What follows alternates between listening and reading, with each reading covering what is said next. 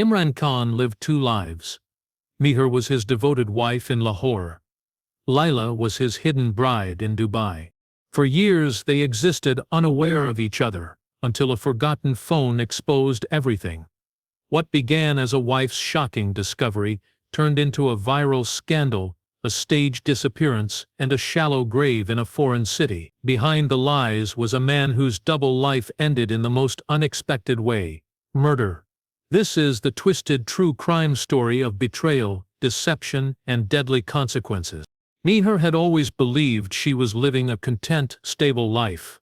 Nestled in a quiet neighborhood of Lahore, she shared a modest yet comfortable home with her husband, Imran, and their teenage son, Ayan. Imran was a respected export consultant, known for his professionalism and frequent overseas business trips, especially to Dubai.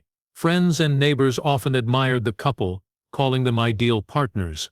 Imran was calm, composed, and financially responsible. Meher, a homemaker, devoted her days to taking care of the house and her family, never once suspecting anything unusual about her husband's regular absences. Their routine had become predictable over the years. Imran would travel every few months, often staying abroad for up to 2 or 3 weeks. He always came back bearing gifts: perfumes, electronics, designer clothes, and stories about client meetings, late-night dinners, and trade shows. His explanations were always smooth, and his confidence unshakable. Meher never doubted him, she trusted him completely. In their nearly 17 years of marriage, she had never once checked his phone, questioned his whereabouts, or suspected any betrayal. But lately, there had been small, unsettling changes. Imran had become more irritable and withdrawn. He no longer laughed at Ayan's jokes during dinner. He started forgetting things: Meher's birthday, their anniversary, the groceries she had asked for. His trips became more frequent and less predictable, often announced only a day or two in advance. When Meher asked for details, he brushed her off with vague replies. She tried not to overthink it, assuming work stress was the reason for his cold behavior. One evening, while cleaning their bedroom, Meher came across a shoebox tucked away in the back of the wardrobe. It was unmarked, hidden beneath old documents.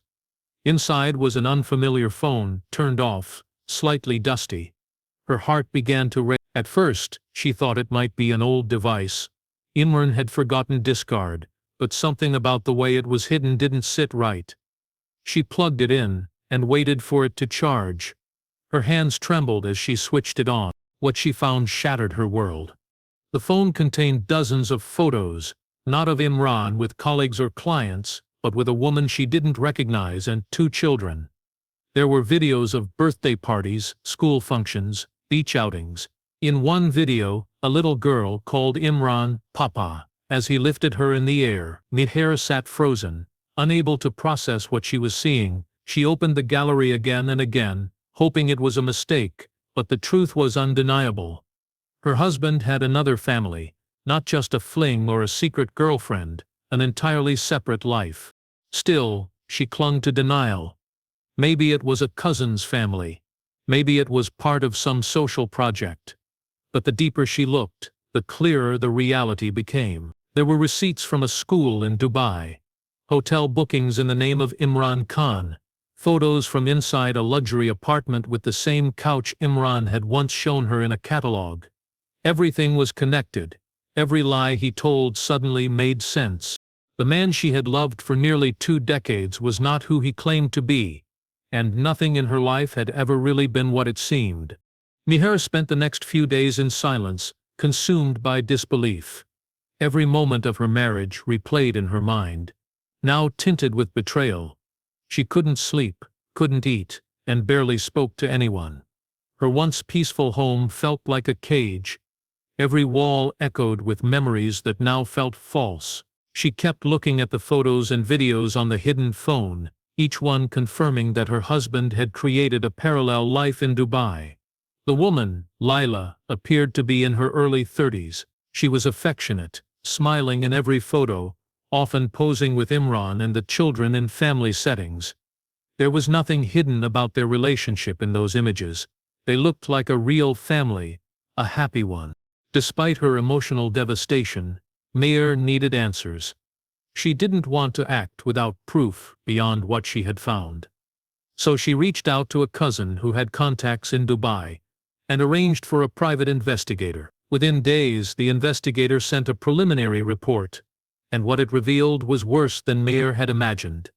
Imran had rented a furnished apartment in the heart of Dubai under the name Imran Qureshi. He paid the rent on time, had utility bills in his name, and a UAE bank account she had never known about. The report included surveillance photos of Imran entering and leaving the apartment, picking up the children from school, and shopping at local markets with Lila. There was no question now. This wasn't an affair, it was a secret second marriage. The investigator even found a copy of a marriage certificate issued by a religious cleric in Dubai. Legally questionable, but emotionally devastating. Imran had married Lila 6 years earlier, and fathered 2 children during the same time he was living with Meher, in Lahore. It meant that for more than half a decade, Meher had been living in the shadow of another woman's life, completely unaware. She began piecing together the lies, the business trips, the sudden travel plans, the unfamiliar perfumes on his clothes, the unexplained credit card charges. All the signs had been there, but she had never looked closely. Now, they screamed at her. The betrayal was so deep it felt like a physical wound. Her trust, her dignity, her family, they had all been played with. Still, Meher didn't confront Imran right away. She wanted to be fully prepared. She quietly began collecting all the evidence. She took photos of the documents, copied messages and call logs, downloaded the videos and saved everything on a hidden USB. She even started recording her own phone calls with Imran, hoping to catch any slip in his voice. Every day, she smiled when he walked in, served him food, acted like nothing was wrong. But behind her calm face was a storm brewing. She had only one goal now: to make sure he paid for what he had done. Not with violence, but with exposure, with consequences. Her silence was not weakness. It was preparation. And when she would strike, it would be a blow no one would see coming. The day Meher finally confronted Imran was calm, almost too calm. The sun poured through the windows of their Lahore home, and the street outside buzzed with its usual morning noise. But inside the house, something irreversible was about to happen. Meher had spent weeks building her case, collecting evidence, and silently preparing for the moment. She waited until Ayan was at school and the house was empty. Then she placed the printed photos, the marriage certificate, and a copy of the private investigator's report on the dining table. She sat across from them and waited for Imran to come home. When he entered and saw the documents, the color drained from his face. For a moment, he stood frozen. Then, slowly, he sat down and stared at everything she had gathered. He didn't reach for excuses. He didn't get angry. Instead, he sighed and muttered that he never intended for things to get this far. Meher listened in silence as he tried to justify his actions. He spoke of long-distance loneliness, cultural loopholes, and how things just happened. He claimed he loved both families and didn't want to lose either. His words felt hollow, like a rehearsed script. Meher didn't argue. She had no intention of giving him the chance to explain his betrayal away. She told him calmly that their marriage was over. She handed him a copy of the divorce papers she had already prepared and said she was filing publicly. He begged her not to ruin his reputation. He pleaded for discretion, but Meher was done protecting the man who had lied to her for years. That evening she uploaded a detailed post to social media outlining her story. She included screenshots, scanned documents, even snippets of audio conversations. It didn't take long before the post went viral. The backlash was immediate. Imran's business partners distanced themselves. Clients began withdrawing deals. His name started trending online, with people discussing the double-life husband from Lahore. Journalists contacted Meher for interviews, and though she declined to speak on camera, her written account spread across news outlets and social media platforms. Friends who once admired their marriage were now stunned by the truth. Some supported Meher, others stayed silent, afraid to get involved. Imran, once respected, became the subject of public shame. The fallout extended beyond reputation. Legal questions were raised about Imran's second marriage in Dubai, which, though religiously valid there, could be considered illegal under Pakistani law without permission from the first wife. The local family court got involved. There were threats of fraud charges, asset investigations, and even custody complications. Imran began receiving calls from Dubai authorities as well, questioning the legitimacy of his financial dealings and property declarations. Through it all, Mihar remained composed. Her life had fallen apart, but she found strength in the truth. For the first time in years, she felt in control. Her pain had become a weapon, not to destroy, but to bring everything hidden into the light. What started as heartbreak had now become a full-blown storm, and Imran was right in the middle of it. In the weeks that followed the social media storm, Imran's life continued to unravel. His business collapsed under the weight of scandal. Former clients avoided him, and business associates refused to return his calls. He became a social outcast, his once perfect image now a distant memory. People whispered behind his back, and even neighbors who once waved politely now crossed the street to avoid him. Meanwhile, Mihar moved forward with the divorce proceedings. She focused on protecting her son and regaining a sense of peace. For the first time in years, she slept without questioning where her husband was. But then something unexpected happened. Imran disappeared. It began with a missed court appearance. He was supposed to show up at a family court in Lahore for a financial declaration hearing, but he never arrived. His lawyer claimed he was unreachable. At first, people assumed he was hiding out of shame, perhaps avoiding the public. But after 2 days, Mihar received a call from the police. Imran's car had been found abandoned on the highway connecting Islamabad to Lahore. The vehicle was locked, the keys inside, along with his wallet and some documents. There were no signs of a struggle, no blood, no damage, just silence. The media picked up the story quickly. Rumors swirled. Some claimed he had taken his own life. Others speculated he had fled the country using a fake passport. Mihar didn't believe either. Something about the entire situation felt staged. Imran was many things, but reckless wasn't one of them. His sudden disappearance didn't feel like an accident. It felt like a plan, and just as she suspected, the truth began to surface in fragments. 3 days after the car was found, Mihar received a message from an anonymous number. It was short and cryptic. "He's not dead, he's in hiding." No name, no details. Just those few words that confirmed her deepest suspicion. She immediately contacted the investigating officer, who took the message seriously and began looking into Imran's financial records again. The investigation revealed that just before his disappearance, Imran had withdrawn a large sum of money from an ATM in Dubai. Authorities traced the transaction and recovered CCTV footage from that day. What they saw shocked everyone. Imran was alive, and in Dubai. The footage showed him wearing a thick beard and a baseball cap, moving cautiously as if trying to avoid recognition.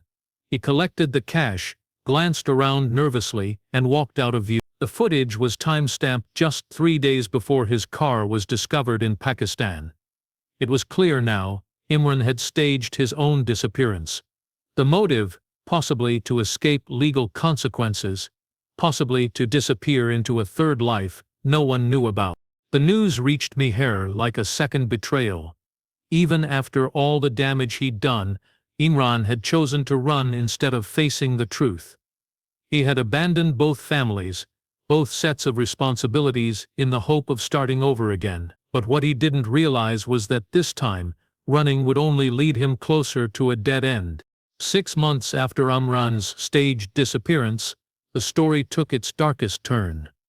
News broke from Dubai that a decomposed body had been discovered behind a shuttered industrial warehouse near the outskirts of the city. The corpse had been wrapped in plastic, buried in a shallow grave under discarded construction debris. The Dubai police launched an investigation, but the body was too decayed to identify visually. It was only after a DNA test that the remains were confirmed to be Imran's. The man who had once lived 2 lives had finally reached an end neither wife could have predicted. The confirmation stunned both families. In Lahore, Meher sat in silent disbelief as she read the report. There was no joy in the news, only a cold emptiness. For weeks she had held on to anger, frustration, and betrayal. But now that it was truly over, those feelings gave way to something she hadn't expected: relief. Not because Imran was dead, but because the long, painful uncertainty had come to a close. Her son, Ayan, was told only that his father had passed away abroad. Meher spared him the gruesome details, determined to protect what innocence he had left. The investigation into Imran's death moved quickly. Forensic reports revealed that he had been strangled. The timeline showed that he had been killed within weeks of staging his disappearance. Surveillance footage and mobile data led Dubai authorities to a residential area where Imran had been hiding under a false identity. They pieced together his movements during those last few weeks, living in rented flats, using burner phones, and withdrawing cash in small amounts. He was clearly trying to remain invisible. But someone had found him. Soon, the police narrowed their focus on one person: Layla. She had reported Imran missing earlier, but inconsistencies in her statement raised suspicion. When interrogated again, she broke down. The truth unraveled in a series of confessions and hard evidence. Layla had discovered the extent of Imran's lies only after Mera's social media post went viral. Until then, she had believed she was his only wife. She had no idea he had a family in Pakistan. No idea that she was part of a secret double life. The betrayal devastated her. She felt humiliated, used, and enraged. When Imran returned to Dubai in hiding, she confronted him. What began as an emotional argument escalated into a physical fight. Layla's brother, who had been present at the time, tried to restrain Imran during the altercation. Things spiraled out of control. In a moment of panic and rage, Imran was strangled. The siblings didn't know what to do. Fearful of the consequences, they wrapped his body and buried it behind a closed factory unit. For months, they lived with the guilt until the truth finally surfaced. Layla was arrested and charged with murder. Her brother faced charges as an accomplice. The case became a cautionary tale across 2 countries. A story of love turned deception, of secrets turned deadly. Meher, though left with deep scars, chose not to speak publicly again. She quietly rebuilt her life, knowing that the man who had betrayed so many would finally deceive no one ever again.